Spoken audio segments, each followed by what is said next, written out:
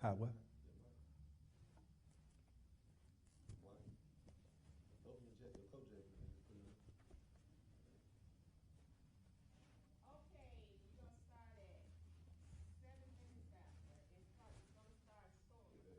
What time is it now?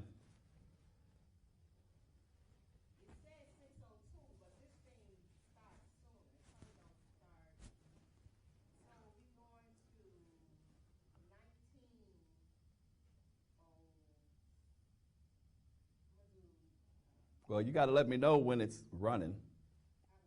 Well, were you going to play the intro? Yeah, I'm getting ready to make that. Okay. So 7 o'clock is 19, right? Yes.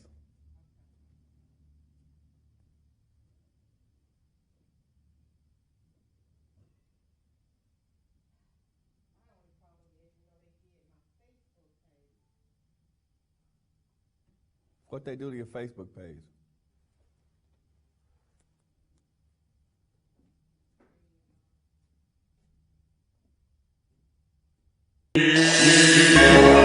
Well, see what you.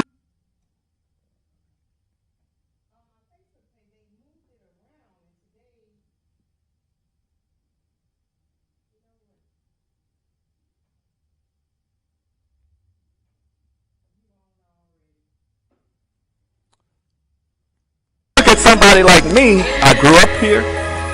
There's nothing you can tell me about Memphis that I don't already know. There's nothing you can tell me about Memphis. From the boardroom to the street, I don't already know. With Mike the Memphis Lane, together we can fix things. Really, when you say I want to be treated fairly, and I want a voice. Yeah, I want. He saw things went fair, so he chose to run for mayor. You get up and do something when you really care. It's Memphis 360. I want to. In the meantime, it's Memphis 360. In the meantime, in between time, we got folks shooting people up out the frame. Nobody said a word. We have become the consequence of the dying in the city.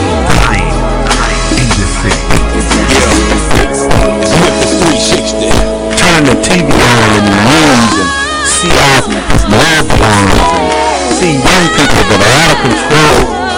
And now you see, okay. When we talk about incarceration, we talk about the youth, we talk about giving them the ability, we talk about investing in young people and investing in the community. See, I hate ignorance. I hate when people make decisions about things and they make statements and they haven't done their research. How can you fix the problem when you don't even know what the problem is? We need some help in the city. It's Memphis 360. See, I hate you. It's Memphis 360. It's Memphis 360. Memphis 360.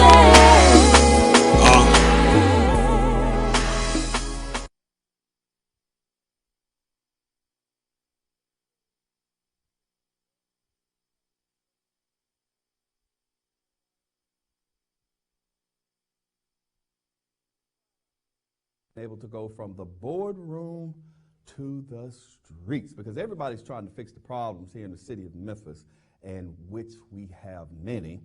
But a lot of people, I feel, don't really understand the essence of the problems and where they originate. And a lot of people are trying to fix the problems and they don't know what their problems truly is.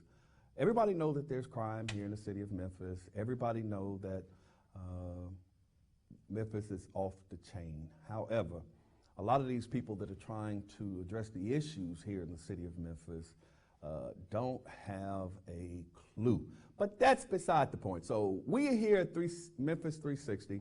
We want to be able to talk to individuals that are on the top and individuals that are actually out here in the streets, bringing it directly to you and allowing you the ability to be able to talk to them. We got a good show for you tonight. We were supposed to have Shelby County Clerk Wanda Halbert on the show, but she had to cancel and delay for another time because they are having this major gathering at the Hilton on tonight, whereas they have the Alphas, the fraternity Alpha Omega Psi, I believe, or something to that effect.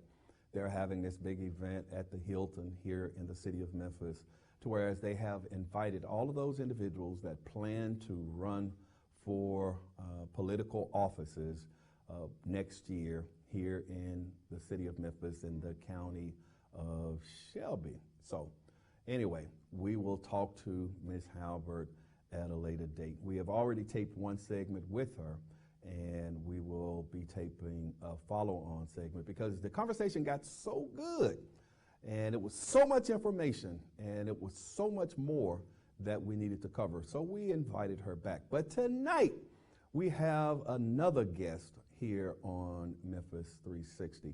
We have Mr. Lawrence Johnson, who is the Community Affairs, Public Relations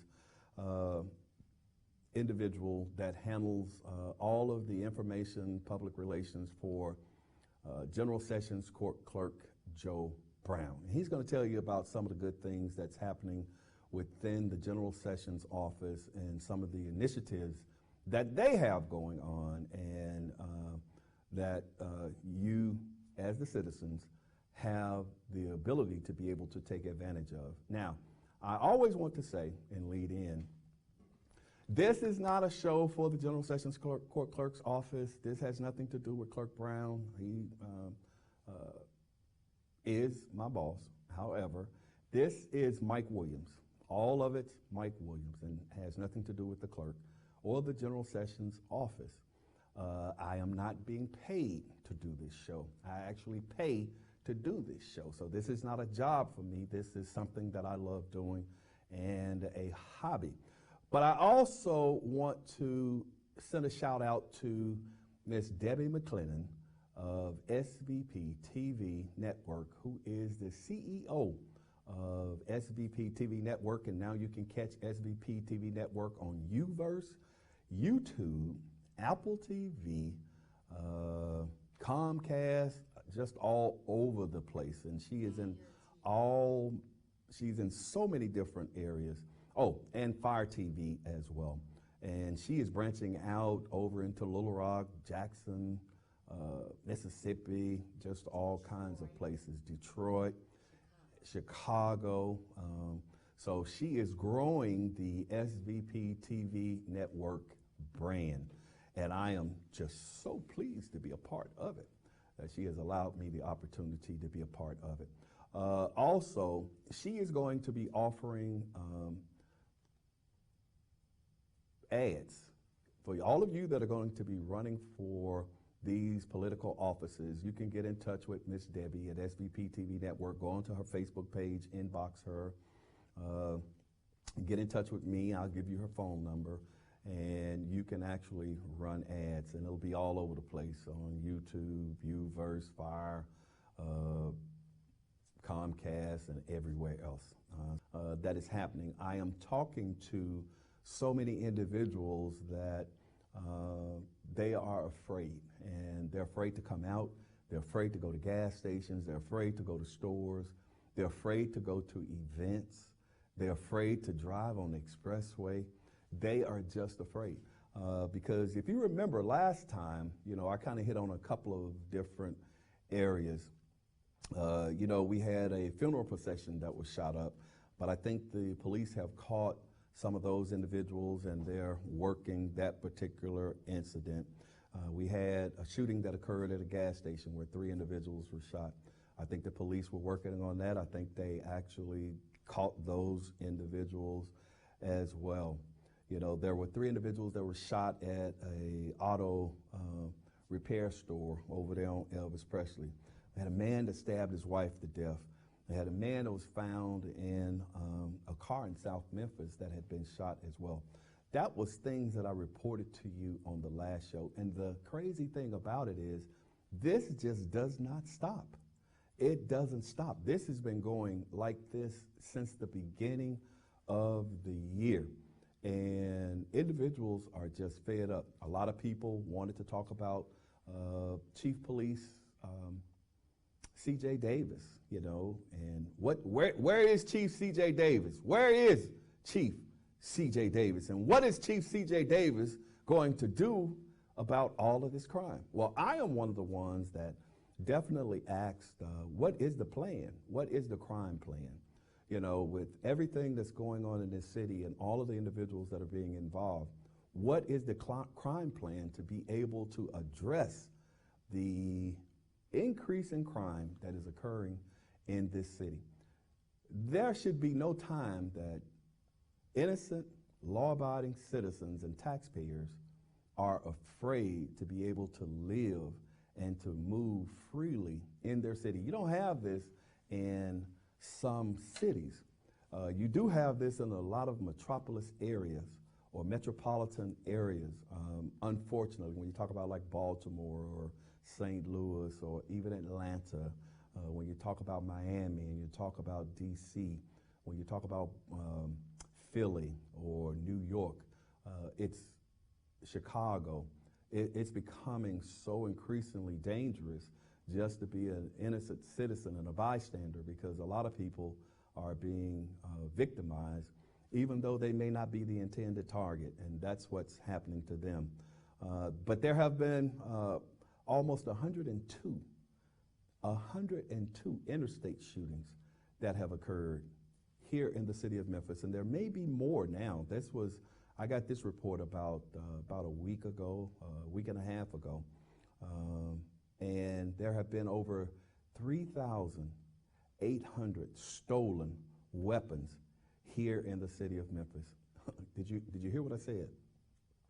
3,800 weapons have been stolen here in the city of Memphis. So that's 3,800 weapons that are in the hands of individuals that are out here committing crimes.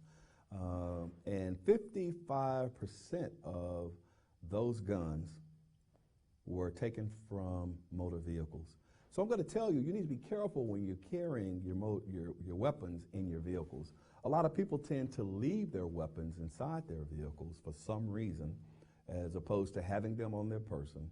A lot of people, even when they go home, they leave their weapons in their cars, and when their vehicles are burglarized, individuals are going into these vehicles and they're getting those guns.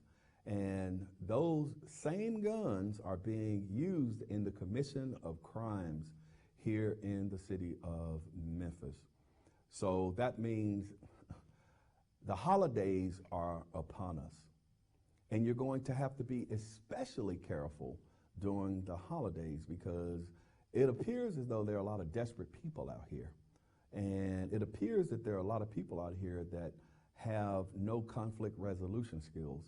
It appears as though there are a lot of people out here that are intentionally trying to do harm to other individuals. For some reason, a lot of these young people and a lot of the individuals that are actually perpetrating these crimes are 15, 16, 17, 18-year-old young men, and we're also starting to see an increase in young women that are perpetrating crimes as well. You know, I don't have to tell you, I can sit here and talk about all of this crime that is occurring, but a lot of us as citizens that actually live in this city, you either hear about it on a daily basis, you are either a victim of what's occurring in this city on a daily basis, you know someone that is a victim of what's occurring in this city on a daily basis, or you are the parent or relative of an individual that has actually perpetrated the crime, that has hurt someone, that has killed someone, that has robbed someone, that is out here drag racing and unfortunately running from the police, and they are running into other vehicles of innocent citizens, and they're killing these people. You know, I've seen Mayor Strickland get upset again. It blows my mind. A couple of weeks ago, you know, he got upset when there was a killing of a student of Rhodes College. And he finally came out and said that he was sick of this sugar honey iced tea. But I also saw him get excited or heard about him getting excited. It was either on this week or last week. I think it's finally starting to set in, and it's starting to affect businesses. See, we don't get upset about the killing of young black people, young black boys, young black girls. We've been finding them dead in cars, dead in parks, dead in apartments, dead in apartment complexes, dead being shot out here in public. And there was no outcry. There was no outcry from my point of view, from any government officials. I can't remember. Can you remember when there was an elected official in this city that just had to grab their head or just, I am so sick of all of the killing, that publicly came out and said, I am so sick of all of this crime that is occurring in the city that is affecting my constituents, and I'm going to do something about it. And then you see them at the city council or you see them at the county commission, and they're fighting and they're trying to get with the legislators in Nashville to implement reforms to whereas there isn't a recidivism of all of this crime that is occurring by some of the same people. When you look at the court system, and I think that that's what Mayor Strickland was kind of pointing to, or saying that, a lot of this is because a lot of these individuals are being released back into society. A lot of these individuals are the ones that continuously commit these crimes, and possibly that the judicial system is a part of the problem in this equation. In some places they have this three-strike law, to whereas if you continuously commit crimes, and they have to be, I believe, felonies or heinous felonies, then they put you away for life. Society ain't gonna have to deal with you no more. But because of all of the activism that has been occurring here in the city of Memphis, a lot of the activists were begging for more leniency when it comes to the individuals that are committing the crime. They were advocating for the individuals that were committing the crime. They were pointing the finger at the police, saying the police was the problem, and the police here in the city of Memphis are killing all of our young black people, the police. And I still, for the life of me, have not really seen where the police are killing people. Now let me tell you something. I do not advocate for overzealous police officers. I didn't do it when I was the president of the Police Association, and I'm not going to do it now.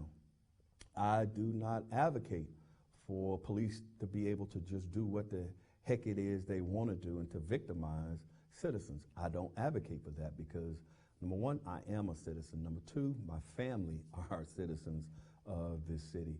And I have little young black grandsons. I have little young black nephews, male, and nieces, female. And I don't want them to be afraid of the police.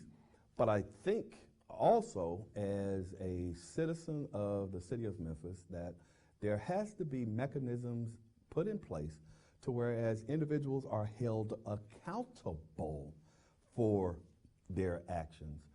We can no longer just allow individuals the ability to run free and to just do what they want to do. And hopefully when individuals understand that there are consequences for their actions, then they will reconsider and sometimes stop. It's even us as Christians, a lot of times we say, well, I don't do some of the things that I used to do. Why? Because I'm saved. I don't hang out at the places I used to hang out at. I don't do some of the things that I used to do because I feel that I am accountable to God. And in being accountable to God, then I have to hold myself in due bounds, circumscribe my actions. That's what I have to do. because there are some times when I just want to slap the crap out of somebody. Yeah, I do. But I can't do that because, no, Mike Williams, yeah, okay. Because there are some people out here, man, that it just ain't right. And there are some people out here that mean you no good. There are some people out here that would love to see you fall. And there are some people out there that are setting traps and snares for you. And there are also individuals out here that want to take what you have. They don't want to work. They want to take what you have. So a lot of times I get frustrated as well. But I have to hold myself in due bounds. I have to say, this is not what God would want me to do. This is not how God would want me to treat people. This is not how my mother would want me to treat or talk to people. So therefore, I have to put myself in check. And we've gotten to a point to where a lot of people don't want to put themselves in check. And they want to do what they want to do as opposed to what society has deemed the norm or what God has said that this is how we need to do, what we need to do to conduct ourselves as good law-abiding citizens here in the city of Memphis. And I know I am not the only one. Just in talking to people, I know for a fact that a lot of people are feeling some kind of way. There was a young lady that was on some newscast, and I think I was looking at it either this morning or yesterday. She said, because a lot of people are, when it came to the governor enacting this open carry law, and anybody can carry, as long as you're not a convicted felon, you can carry a weapon in public. And a lot of people were against that, and a lot of people are still against that. And a lot of people say that because of that law and that law being enacted, that now you have more guns on the streets, now you have more homicides, more killings. But like I kind of agree with the young lady, because the young lady said, I see both sides. See, everything is not always black and white, and everything is not always down the middle. I see kind of what she is saying, and that's kind of how I feel, because you don't want the guns to be in the hands of everybody. But I'm going to tell you, most crooks, most individuals that are out here robbing and killing and stealing, they have guns. They done got them, either bought them off the street and they hot, done bought them out of the back of somebody's trunk, done bought them in the back of somebody's store. They done bought them from somebody that has stolen or broken into somebody's house. That's how they get these guns. They have the guns. But I think the law was put in place so that law-abiding, innocent citizens would have guns so that they would have the ability to protect themselves. Now, what that does is put a lot of other people in harm's way if, in fact, we have a lot of gun-toting citizens that don't know how to properly utilize these firearms. I am definitely an advocate of anybody that is carrying a weapon that they have some type of formal training, because now you can actually go online and get a handgun carry permit, and that doesn't require any time in the range. Well, there are a lot of things that can happen with a gun. I've been carrying guns ever since I was the age of 18 and entered the military, and that was all the way back in 1978. 1978. And because of that time period, that's a long time. That's been over 43 years.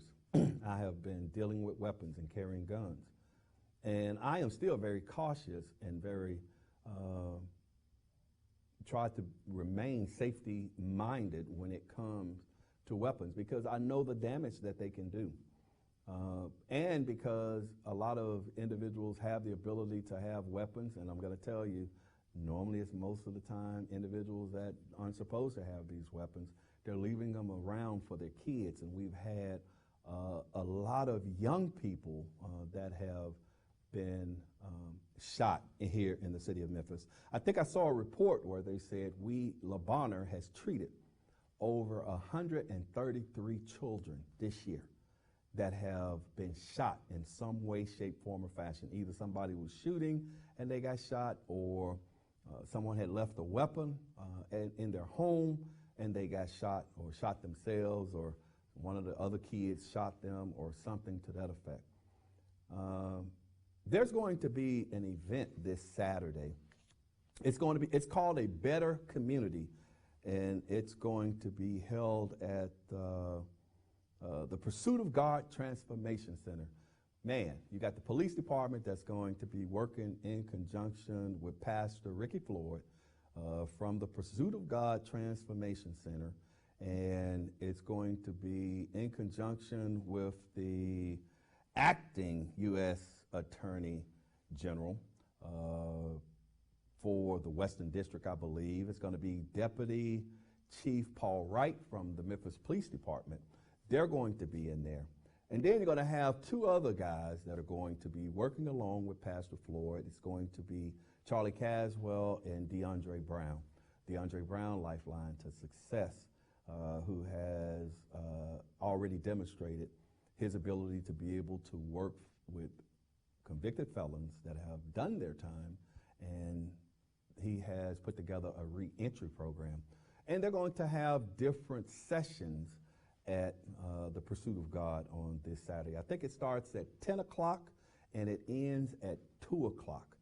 I think MATA is going to be providing bus passes and rides for individuals that want to go out there and be a part of this. They're going to offer different classes. It's going to be couples counseling, trauma response, gang talk, domestic violence, and conflict resolution. I think that's going to be a good thing. Those are the type of things that I think we definitely need in the community.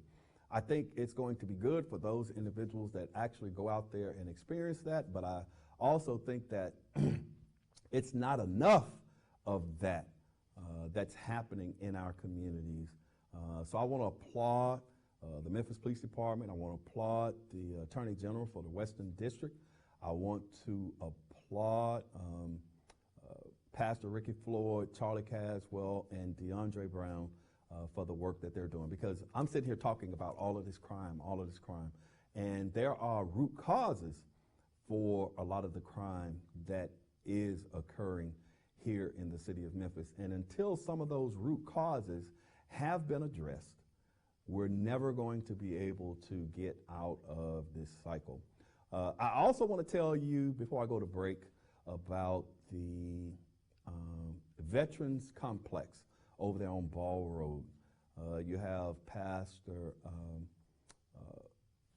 Perkins, who is definitely, they're going to be on November the 11th, which is Veterans Day. They're going to have a whole lot of stuff going on over there at the Veterans Complex on Ball Road. It used to be the old First T complex right behind the Airway Station. If you make that right on Ball Road, going back toward Perry, then it's going to be on your right-hand side. But you can go out there. I think they're going to have band, live music. They're going to have a car show. They're going to have food, probably dancing, all kinds of stuff at the Veterans Complex. And they got a lot of good things that goes on there on a daily basis for veterans. So if you find it in your heart and find time, please stop by the Veterans Complex on Ball Road on the 11th of November for Veterans Day, which I am a veteran. So I will definitely probably be out there. Who knows? Miss Debbie may go out there with me, and she may already be out there because she definitely supports that activity as well. And I know Mr. Perkins has been trying to get some funding for the Veterans Complex. I think they have the Blind Veterans Center out there that deals with blind veterans. I know they have the equestrian, they have Frisbee golf. I think they have like a 9-hole golf course out there. They have a pond out there. It's a really pretty facility, but it takes maintenance and upkeep. And I think they've been trying to get funding from individuals on the city council, and they've been trying to get funding from individuals on the county commission. I don't know how successful they have been, but maybe we'll bring Mr. Perkins on and we'll talk about that as well, because there is a large veterans community here in the city of Memphis and in the county of Shelby, and those veterans that have sacrificed so much, they deserve to have some of their tax dollars funneled back into rehabilitation facilities for them. I saw the Omega project, or Alpha Omega, that's another veterans program. I saw them on one of the news channels this morning, and I think they also have something planned for November the 11th as well. But anyway, we're gonna go ahead on. I had some more stuff about crime. You know, we had a shooting at the Applebee's, 3 people were shot. Jesus, we had a shooting at Minglewood last night. We had a young lady that robbed the bank, and before she robbed the bank, I think she beat her father up. I mean, it's just, and it just goes on and on and on. We had a cousin that shot his own cousin. Then he stole his gold grill and necklace. What? I mean, a lot of this stuff makes no sense to me. I can't make rhyme or reason out of it, and I really and truly don't understand it. But we do know that we have a problem here in the city of Memphis, and it's becoming a crisis here, almost like genocide. We're killing our own people here in the city of Memphis, and it's so unfortunate, a lot of the incidences that are occurring. So once again, those of you that are running for public office, don't forget, you can get a hold of SVP TV Network, Ms. Debbie McClinton, and you can actually advertise on this station, and you'll get Uverse, YouTube, Comcast, Fire TV, just all kinds of exposure, okay?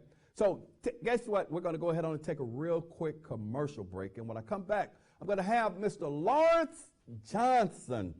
And I'm gonna tell you, this guy was instrumental when I was at the Police Association in helping us to actually get out and get the 240,000 signatures that was needed to be able to get the referendum on the ballot, to be able to get the retirees their health care back. And it generates over 50 things that Clerk Joe W. Brown has going on over at the General Sessions Court Clerk's office. So don't touch that dial. We'll be right back after this commercial break.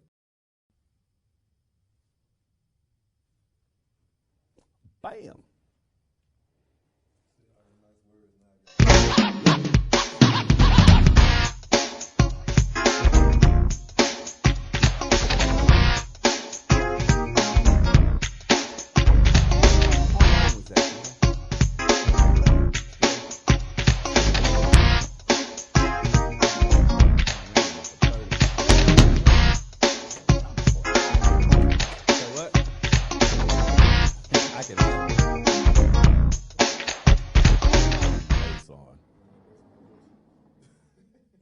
Whatever that means.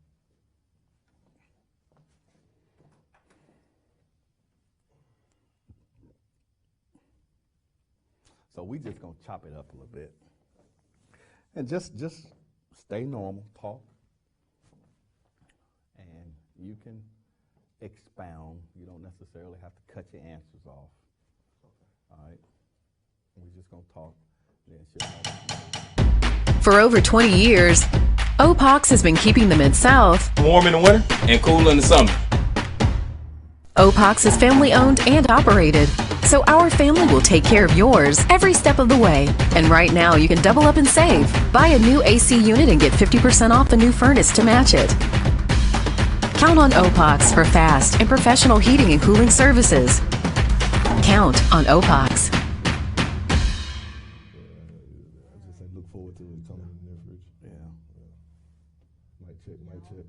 Okay. Oh, address. Oh, here you go. Don't miss the season premiere of Center Stage Gospel Music, Thanksgiving Eve, Wednesday, November 24th, 7 o'clock in the p.m. Quartet style.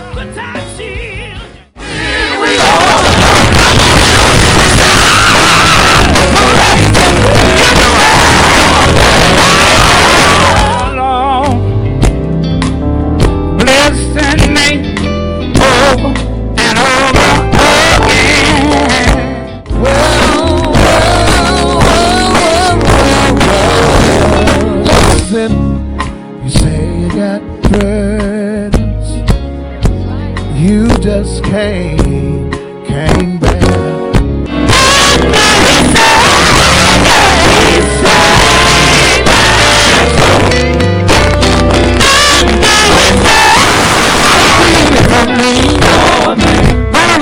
He was caught up by the Roman soldier.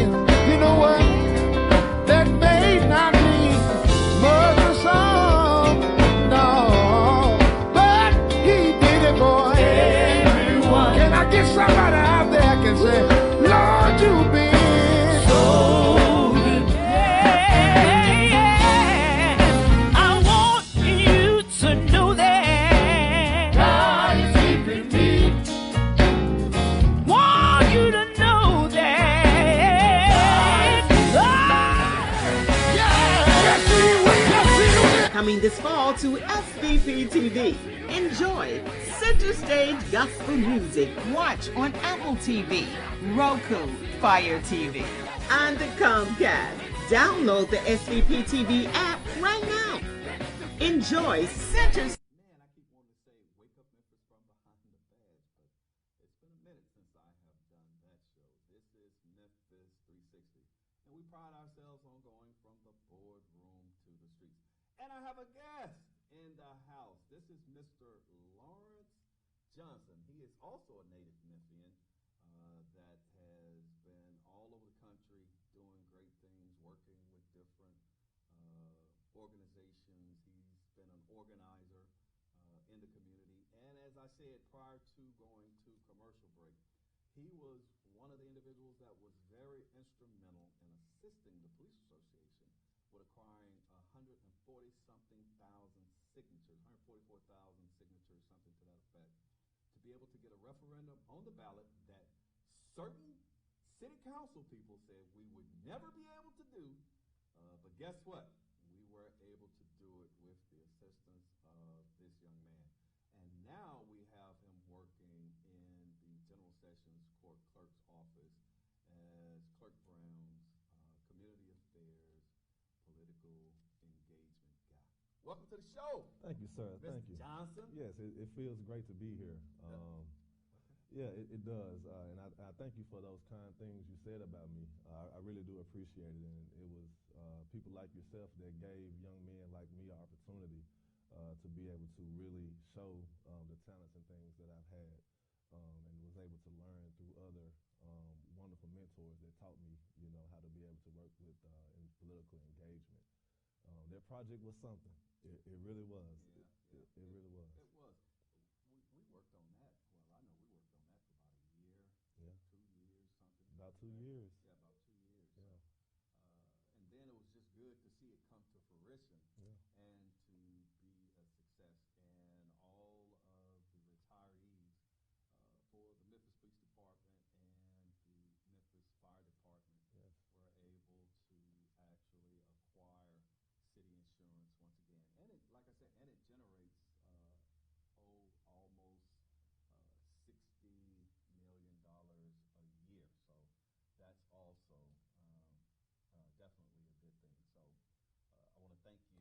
publicly. And I definitely wanted the citizens to understand that you were very instrumental in making all of that happen. You know, because a lot of people didn't see some of the people like you that were behind the scenes. Yeah, I was the face. Yeah, Thomas Malone was the face for the fire department. You had John Covington, who was definitely out there in the forefront because we had given him the reins to just run with it. But individuals like Mr. Johnson and his team, because he had a team of young people, believe it or not, here in the city of Memphis. They were employed, and they were out there knocking on doors, standing at malls and shopping centers, and going to different events and acquiring all of those signatures. So, thank you. The first time I really met Mr. Johnson, though, he was clerking, or I don't know if they call it clerking.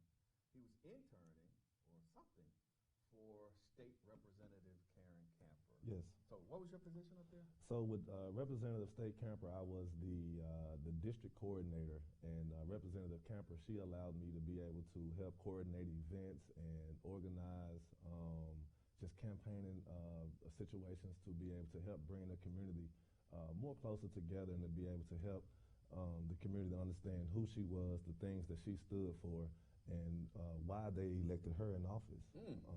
Okay. Yeah. So you were based up in Nashville at the time? Nashville and in Tennessee, but a lot of the work that I mostly did was down here in the Whitehaven area. Okay. Yeah.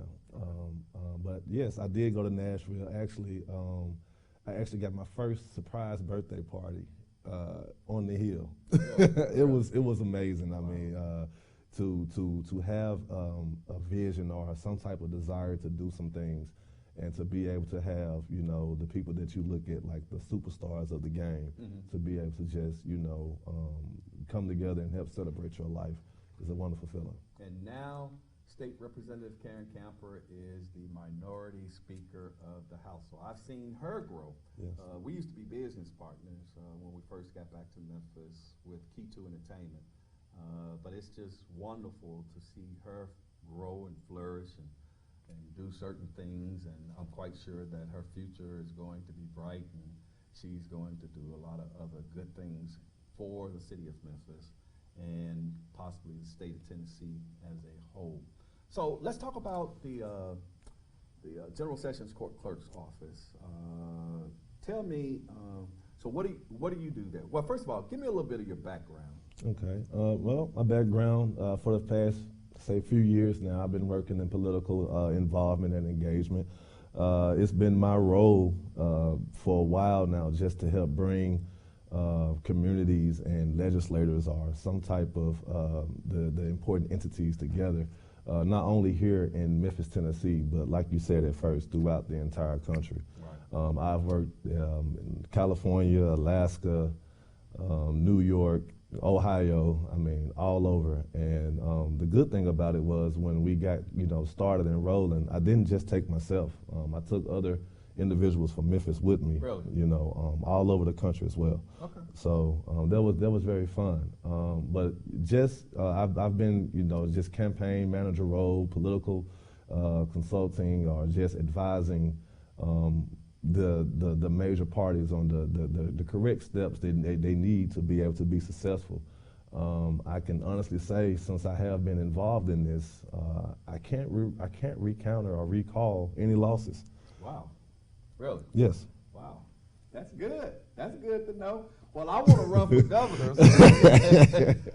I'm running for governor. No, okay. I'm just kidding. I'm just kidding, people. I'm just kidding. I'm not going anywhere. I'm going to sit down right here with Clerk Brown for a minute.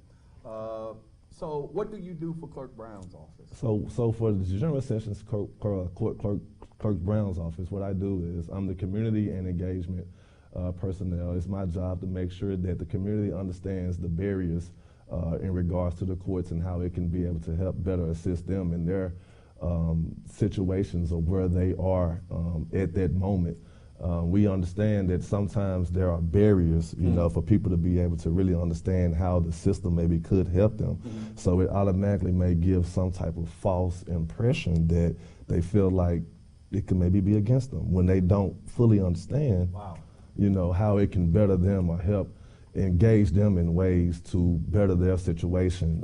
I can kind of go into some of the things that we're doing, such as expungement events. We've had a couple successful expungement events over the past couple of months. We had one at Hope Church, and thank you to all the staff and the criminal court clerk's office to partnering with us with that event. And we also had one over at the Southbrook Mall. Just for citizens to be able to know that we do now have our satellite office located in the Southbrook Mall. That address is, let me get it for you specifically, is 1254 East Shelby Drive, Suite 1270, Memphis 1038116. Again, 1254 East Shelby. General Sessions courts, like if you want to pay your fines, if you want to check into your tickets, if you want to, you know, we're talking about expanding it, but we definitely want to make sure that that we start getting people to coming into that facility.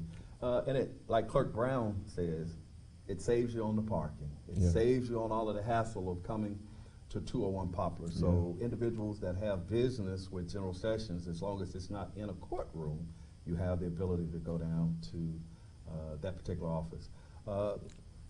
You were talking about an expungement clinic, and I remember the one at Hope. Wow, man, it was a lot of people. Yeah, it was wall to wall. I mean, there was nowhere to park, and a lot of people was able to come in that day and to receive assistance from both courts. Right.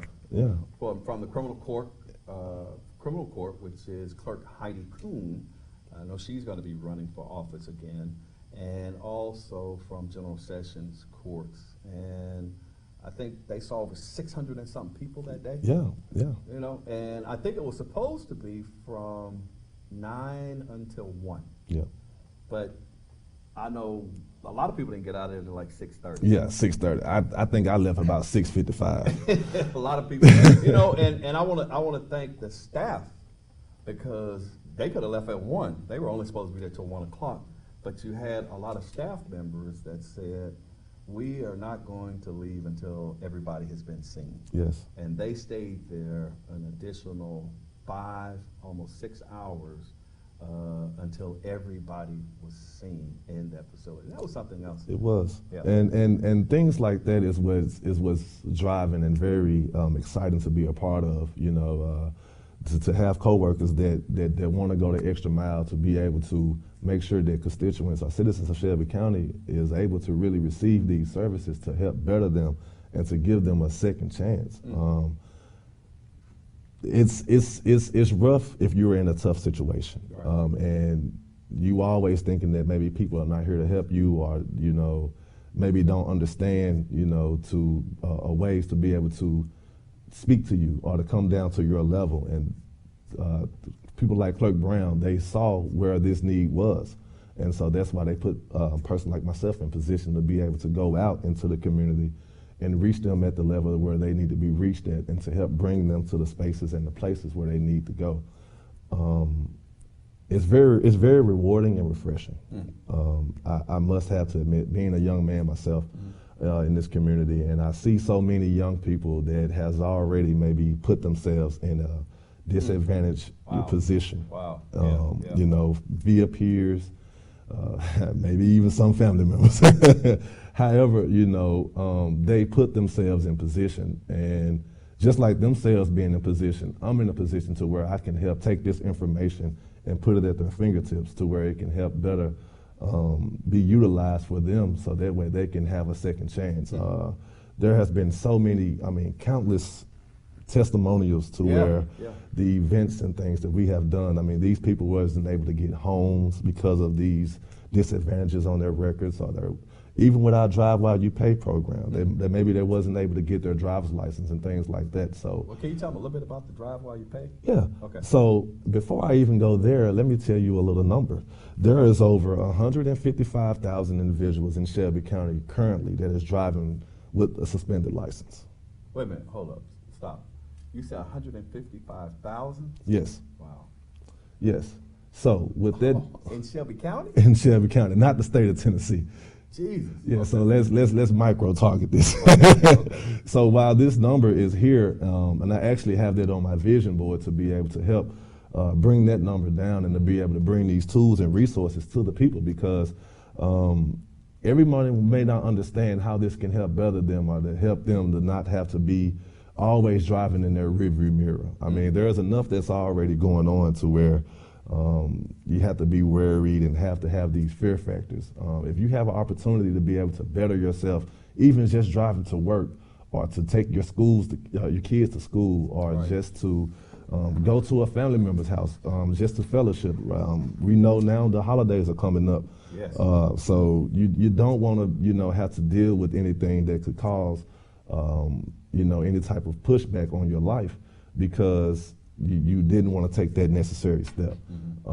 So General Sessions Clerk Joe Brown is definitely putting all of the tools and the resources that it needs in front of the people, so that way they can physically access these tools and resources to be able to help better their life. Okay.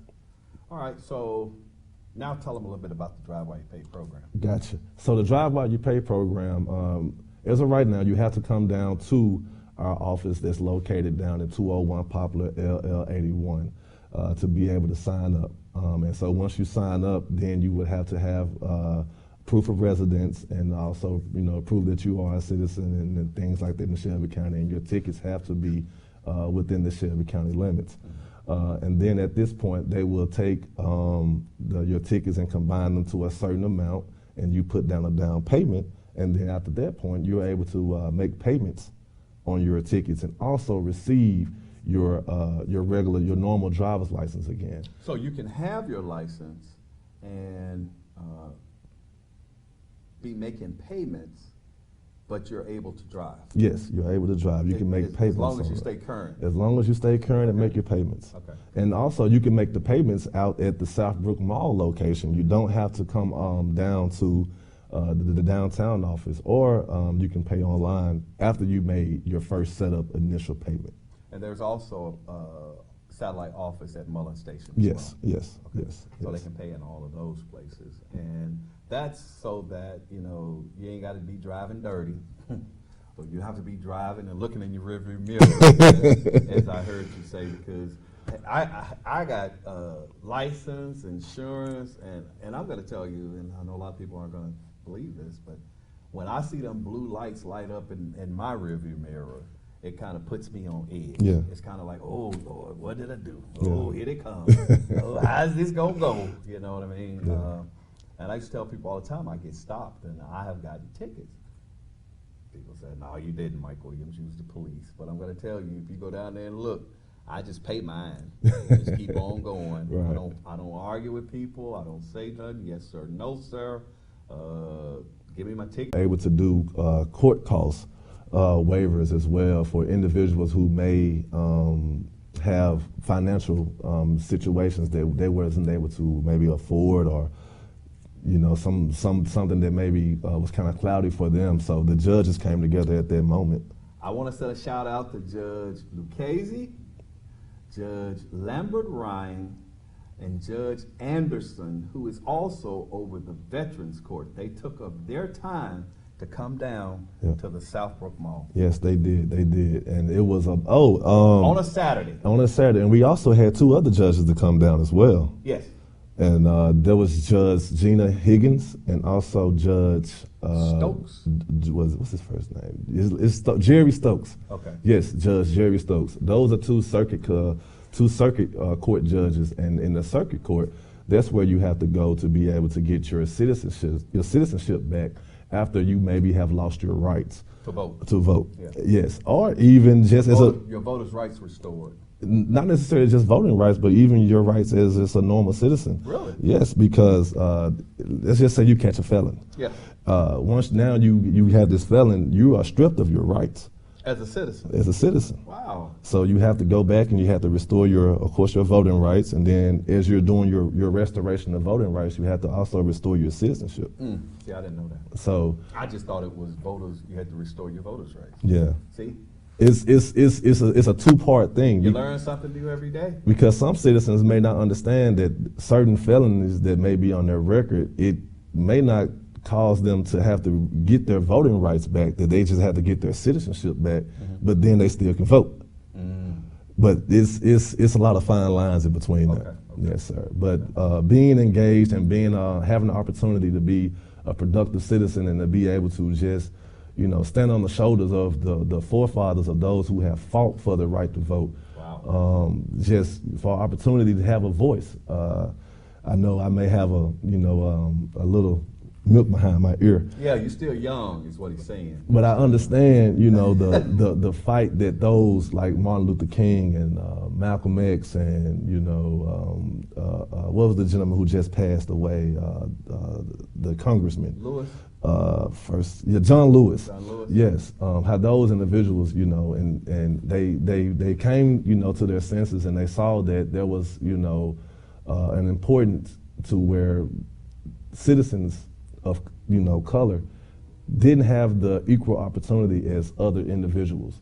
So they allowed, you know, their voice to be heard to those individuals who may not or couldn't understand at the time that they could go to these polls, or that they, you know, need to come together in order to be able to get to these polls. Right.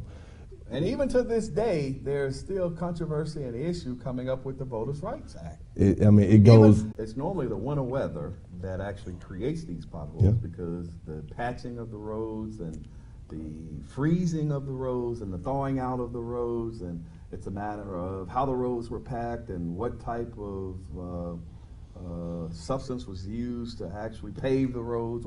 Was it a quality asphalt? Was it some of that cheap asphalt that somebody just kind of threw together? You know what I'm saying? So, you know, we're about to go through that again. But also, I wanted to go back to the expungement clinic that happened out at Southbrook Mall.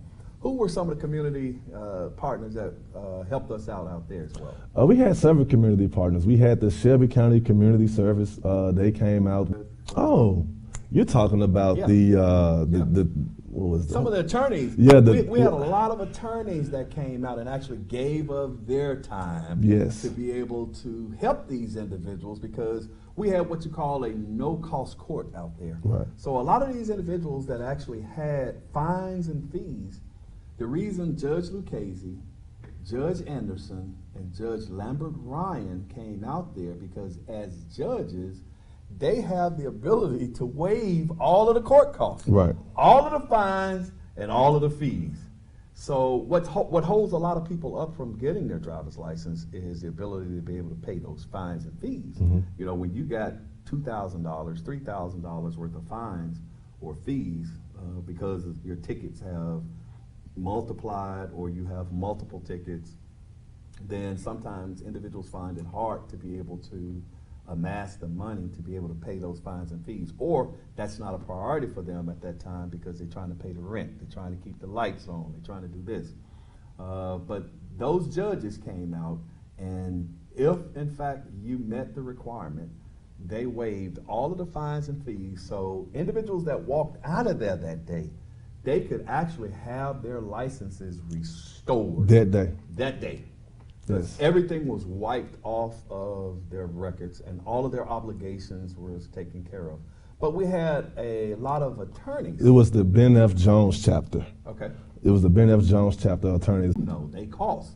It costs money to acquire that knowledge from those doctors of jurisprudence.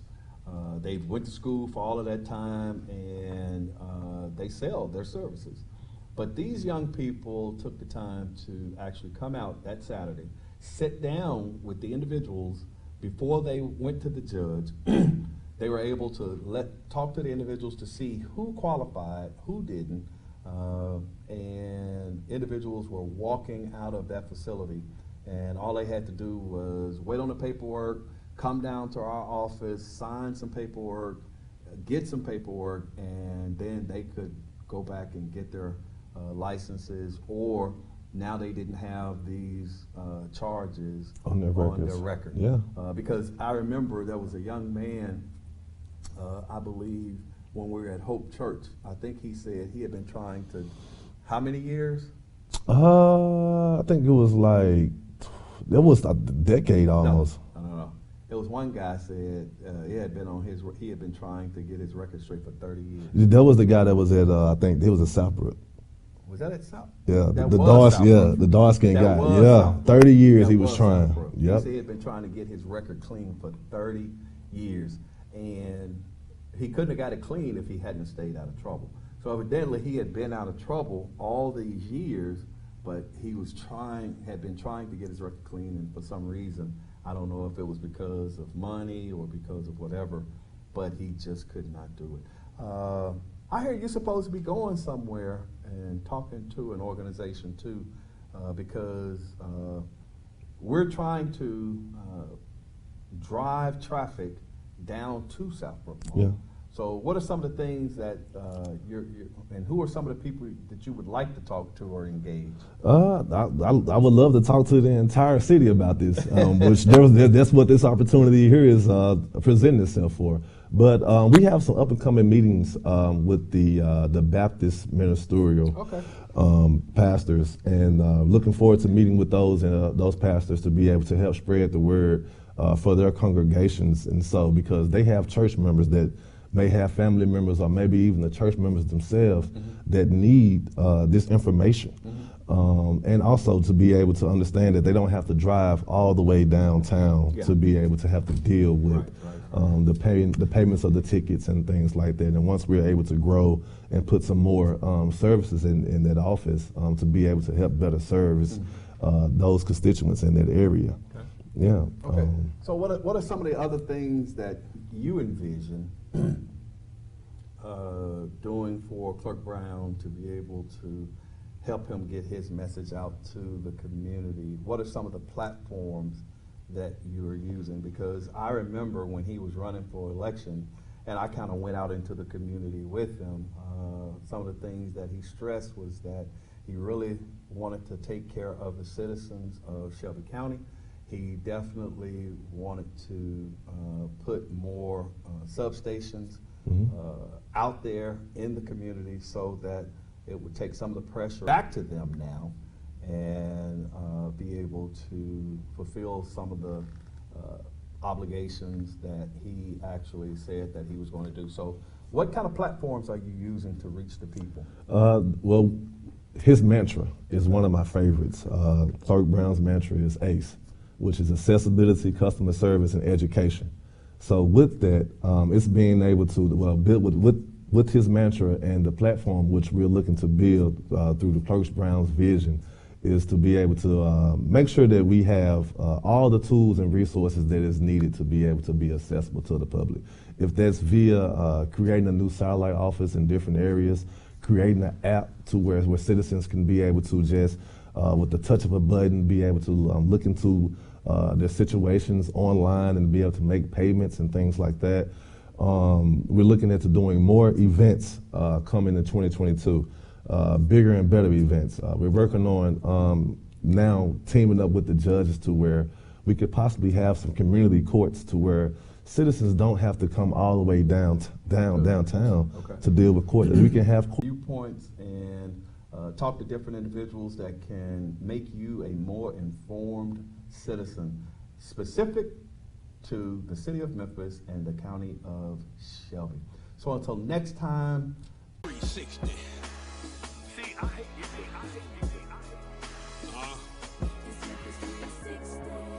It's Memphis 360.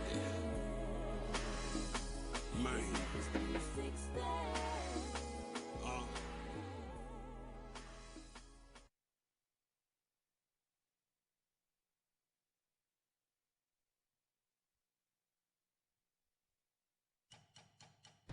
For over 20 years, OPOX has been keeping the Mid-South Warm in the winter and cool in the summer. OPOX is family-owned and operated, so our family will take care of yours every step of the way. And right now, you can double up and save. Buy a new AC unit and get 50% off a new furnace to match it. Count on OPOX for fast and professional heating and cooling services. Count on OPOX. I'm finna stand tall in it, I'm all in it. You be on my back like a guard.